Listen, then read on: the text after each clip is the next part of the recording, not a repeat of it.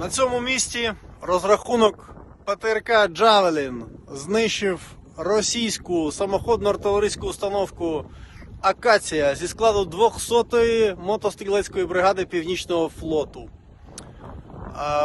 Як ми бачимо, Міністерство оборони може з чистою совістю, як завжди, сказати, що втрат нема. Тут дійсно нічого нема. Це все, що залишилось від вибуху САУ.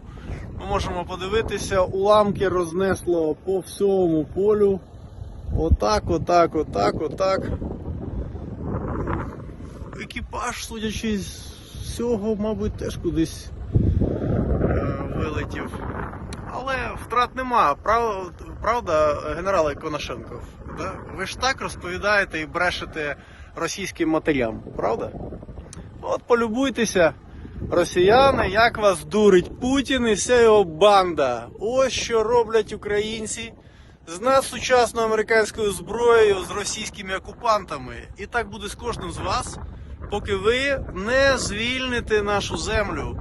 Ви або будете отак вилітати у повітря, або самі заберетесь геть із Донбасу, із Криму. Слава Україні!